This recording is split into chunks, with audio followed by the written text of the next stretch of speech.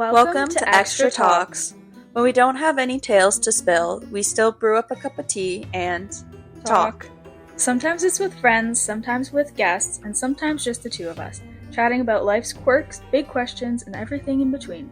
So grab a cup and let's talk. They're gonna know. How would they know? Okay. Halloween.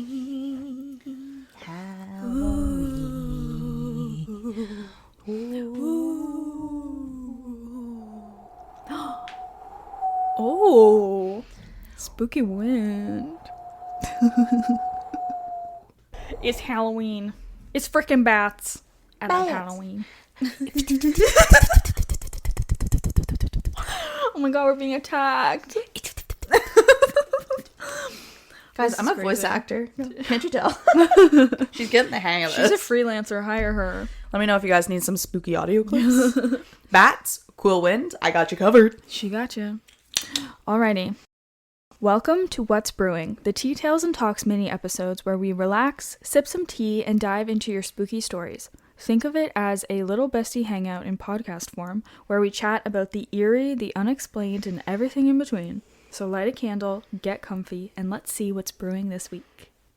Dun, dun, dun. I need some like music in the organ. Dun, dun. Or we'll just leave that. That was pretty much It it. was pretty good, yeah. I thought we had an organ in here, girl. Yeah, we're gonna get copyrighted. Like Shit.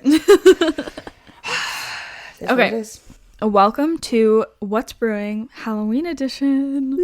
We hope you enjoyed this little Halloween treat. We promise, no tricks. Just a couple of spooks. Okay. This is our Halloween episode for What's Brewing. We will have our proper Halloween episode probably coming out before this. So we hope you enjoy that. We're just trying to keep the spooky vibes going. Always. For spooky season. Peak. It is our season to shine. Yes, it is. I like your next point of what we're dressed up as. I'm dressed up as Mackenzie. I'm dressed up as a painter, apparently. Great. I could look like I could go to yoga. Okay, we are not dressed up right now. No. We're not fraud. We are frauds. We're not frauds. We're just not dressed up right now for Halloween. If I had known, I would have brought my little devil horns. Yeah. From my Youngblood concert. Cute. But do you know what you're gonna be dressing up as for Halloween? Wait, Is it bad if I say I don't know if I'm dressing up? I don't know either.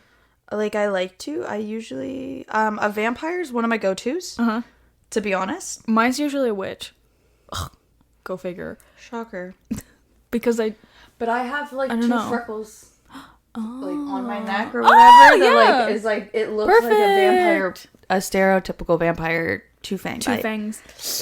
So, it works for me. I like it. I do like to also go as, like, a witch or a mage or something, like, mystic. Last couple years, I've done group costumes. Okay. Went as Scooby-Doo in the gang. Very with cute. my three I best don't friends. remember last Halloween. Like, not because I blacked out, but, like, literally just because I have no memory. Because I can't even believe it's already Halloween. I know. Like, I have to go...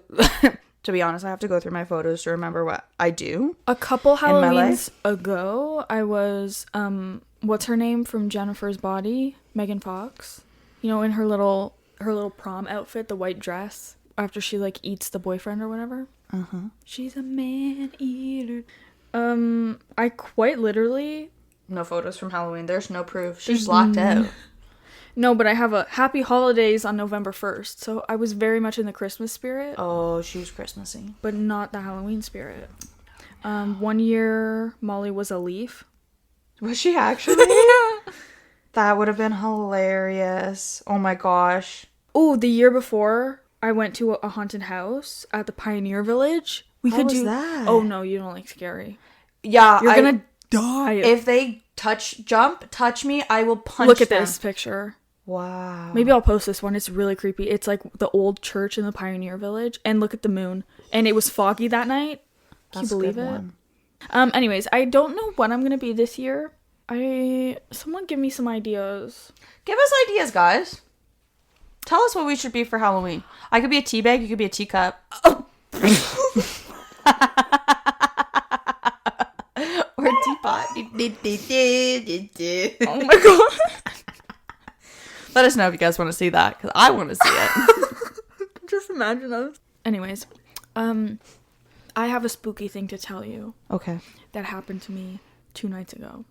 Bum, bum, bum. Dun, dun, dun. I was watching Law and Order SVU. That's the spooky thing. Girl, I know. I've been knowing this. That's all you watch right now. I think I'm on season 4 right now. Perfect. And there's like 26 seasons, so. Holy shit. When did they start? Like 90s or 80s? 90s, like 1990. Whoa. Listen, if you guys know the show, Detective Stabler. That's all I'm gonna say. That's all she needs to say, girls. Ladies and gents and ghouls. Ladies. So I was watching that, and I like to watch it before bed. Not a good idea, because some of the episodes are very traumatizing. Yeah. Yeah. Anyways, so I was watching SVU, and I was like, oh, I love it. Detective Stabler. I love it. And then I got up because I have to go to the bathroom. Yep. And close my window, my door, the fan, blah, blah, blah. The routine. So I leave the room, the bedroom, and I don't turn the lights on because I know my house well enough that I can walk 10 steps to the bathroom. Yeah. So I go to the bathroom, and then I come back, and it's the dead of night. Okay, I'm setting this up like it's a really, like, intense story. It's not. I walked into my bedroom, and I saw out of the corner of my eye, it looked like a person. Like a shadow, like a person standing there. But as soon as I looked over, it wasn't there. But it was like in the corner of my eye. And I saw like the roundness of like the head of somebody, but it was like a shadow. Anyways, and then I literally went, oh no! Like out loud. Like fully out loud. What? I love that. I can't just be like, no! Oh no! Not again! No, I didn't want to. Not now. And right before I'm going to bed. Anyways, but that was the extent of my personal experience. And you slept in your room that night? I did. Proud of you. I was fine. It was fine after. Good. But I did audibly go, oh no! Oh. Not again. Not again. No. Again, a freaking again. Oh, Ganner. So that was my spooky experience. That's spooky. So starting off, well, I guess ending off our spooky season. As most good things, we're starting off with a Reddit story. Reddit. So this one comes from the subreddit r/true scary stories. And it's under a post specifically asking for Halloween related stories. Okay, this one goes, Halloween night in the early 80s. I was only a baby. But okay. I'm gonna read it properly. I was only a baby, but my parents lived next door to a couple and their 2 kids. The kids would often come knocking on the door in the middle of the night when their parents were fighting. My parents would let them in, would let them spend the night to make them feel safe. Apparently, the man, or like the husband, was really cruel and abusive. Well, Halloween night comes around, and the woman sent her kids to their grandparents' house for the night. She waits for her husband to fall asleep and then proceeds to stab him 40 times, making sure to kill him. My mother was a witness in court on the woman's behalf, and she didn't serve much jail time. Anyway, as if that's not like... That's not enough of a Anyways, story. Like 25 years later, I'm talking to the people who live in the house now, and they ask if anything weird has ever happened there. I told them about the murder, and they were speechless. They said when they moved in, they had to have the place blessed due to strange activity. Can't help but think it was the husband. Probably, girl. Oh! That's crazy. The 80s were wild. Yeah, people were wilding in the 80s, weren't they? Like... murder and ghosts. These poor kids also. Yeah. What the hell? Protect the kids, guys. Terrible toxic environment to grow up in. Our next story is from Catherine over at I Scream You Scream podcast. Woo! Woo! We love them, so go check them out. You can pause. Come back. Come back. We've read one of her stories before, and this one is even better than the last one. So this is a very long one, but it's very worth it. Here goes. After graduating from high school, I lived with my parents for a while before finding a job in my own place. They live in the middle of nowhere, and I'm a city girl at heart, so it was often a struggle for me to be there. I had come from living in Chicago to deep in farm country, and it was a shock to the system, to say the least. Mm-hmm. One of the few things I really loved about being there was that compared to where I had been in the city, the night sky from their house was absolutely stunning. This is true. The sky, like in the country, beautiful. No pollution. Light pollution. Since this was not the house I had grown up in, it was always astonishing to me how beautiful the night sky was there. All of this to say, I would sit out on the back porch or front stoop any chance I got so I could watch the sky. There were several instances where I could have sworn I saw something strange in the sky, but believe it or not, this is not an alien story. Okay, that's where we were going. One night, I was sitting on the front stoop watching the stars. I was home alone that night because my parents were out of town, and my brother, who was also staying with them at the time, was out with friends. Directly above where I was sitting is a giant window from the second floor landing. The light in the landing was on, so I could see the light shining through the window and reflecting on the driveway in front of me. So there I was, watching the stars and minding my own business, when out of nowhere I saw movement on the driveway. I looked down, expecting to see a frog or bunny or something passing through. What I saw instead made my stomach drop. There was a shadow in the shape of a person that appeared to be looking out the window above me. There is nothing in that window that would have made that shape, and even if there was, the shadow had not been there when I first got outside, moments before. I thought maybe my brother had come home early and I just didn't hear him, so I went back inside and called for him, but there was no answer. I could see from where I was in the entry that his bedroom door was open and his lights were off, so clearly he was not home because if he was sleeping in there, his door would have been closed. I went back outside to look at the reflection from the window, and the shadow that had previously been there was gone. Of course it was. I later told my family what I had seen.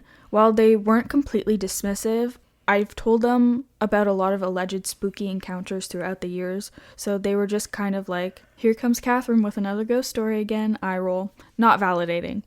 So I kept insisting that the house had weird vibes, and while not necessarily negative, there was definitely an energy there. Fast forward several months later, when I had my own place in Milwaukee, about 40 minutes away from my parents, my aunt and uncle had come to visit my parents for a long weekend. I came over to my parents' house to see them, and when I got there, my mom asked, "Can you confirm to your aunt that you did not stop by at any point last night?" I was super confused because there would have been no reason for me to make that drive in the middle of the night, only to turn around to go home, then come right back the next morning. Yeah. When I said this to them, they all looked confused and skeptical. My aunt went on to explain that in the middle of the night, she heard the sound of the front door opening and footsteps walking through the entry and up the stairs. She heard some lights flick on, and she got up out of bed to see who had come in, because she thought everyone who was staying there was already in for the night. She thought maybe it was me and my room had been turned into the guest room, so she didn't want to startle me if I came in and saw them. When she came out of the guest room, all the lights were off, the doors were locked, and no one was there. She's not openly into the spooky stuff, so it was notable how insistent she was that something strange had happened. Oh my god. Girl. That's crazy. I think your aunt has to believe in it now. I would. That is like very creepy. Especially at night. Yes, at nighttime. When you're trying to sleep. Did I talk about this in our first episode, I think? How when I was hearing, like, when I would like hear stuff when I was younger, it was like things are being like messed around or moved, but then when I would come down, like everything is in the right place, nothing is even a little bit askew. Yep. So that's kind of interesting, that hearing someone walk through the door, hearing the lights being turned on, and everything's off, everything's closed. And I'm imagining like an old farmhouse that like has noises and sounds to every bit of it, like turning on the light switch you'd hear, like going upstairs, closing, you'd hear a creak of the front like door. Distinctive. Yeah. Woo! Oh my god. Well, thank you, Catherine. That was a spooky one. Girl, let us know if your aunt is starting to believe. Yeah. Because if I was her, I would after that. Okay, do you want to read this one? Yeah. So our next story takes a little bit more of a superstitious approach. It's from a listener, and we'll be calling her N. So she says, this is a story from my mom that had happened to her uncle. Okay. So in South Asian culture, if you see a beautiful woman, but her feet are backwards, like facing the other way, it means that she's a witch. In Urdu, it's called Churail? Churail? Apologies. And she seduces men to hurt them or something or other. So my mom's uncle, back when she was younger, was driving home one night in Pakistan. And it was like 3:30 a.m. And he was going down a straight road, but it was completely empty. And then on the side of the street, he sees this pretty woman waving her hands like she needs a ride. And he's like, oh shit, what the hell? So he slows down to help her because it's not normal for anyone to be out at this time. And she's wearing all white, which is also what they would wear to funerals. Mm-hmm. As he stops the car, he sees her feet are backwards, so he gets freaked out and keeps driving. And then a few minutes later, he looks back in his rearview mirror and says he saw her sitting in the backseat of his car, and after that, he blacked out and was found in the car the next morning. For the next 3 weeks after, he felt super sick and wouldn't tell anybody what happened because no one was going to believe him, and then he recovered. So, she also said that her mom remembers visiting her uncle and while he was like sick and like didn't want to talk to anybody. So obviously he was traumatized by whatever happened to him. But that it's like so crazy to me that something like that, like it's obviously it's like a cultural superstition. Yep. But then that some people have actually experienced it. Like it's not even just a legend. Like it's real. Yeah. That is a creepy one, definitely for the archives. So our next story is a little voice memo that we got from our friend Mac. Not this Mac, another the Mac. other one. From the Kill Me Maybe podcast. So we'll play it right now. Yep. I'll let you guys listen. Hey guys, it is Mac, one of your co-hosts from the Kill Me Maybe podcast, and I have a spooky story for you that actually happened to me. So we're going to take it back to 2012, 2013 time frame. I was a preteen at the time, and my nanny, or my grandma, had just passed away, and we had ended up helping like remove some of her stuff from the townhouse, and we actually ended up taking some of her stuff. So one of the things that I got was a bed set. So it was a bed frame, 2 side tables, and like 2 really nice tall dressers. And I remember like we'd gotten that all set up. My bed was in it and everything, and it was nighttime, and I was laying in bed trying to fall asleep because I had school the next day, and I was stressing about how I was still awake and how I was going to be grumpy basically the next day. So I was getting frustrated. I was laying on my back just staring at the ceiling, and all I could think about was how I couldn't sleep.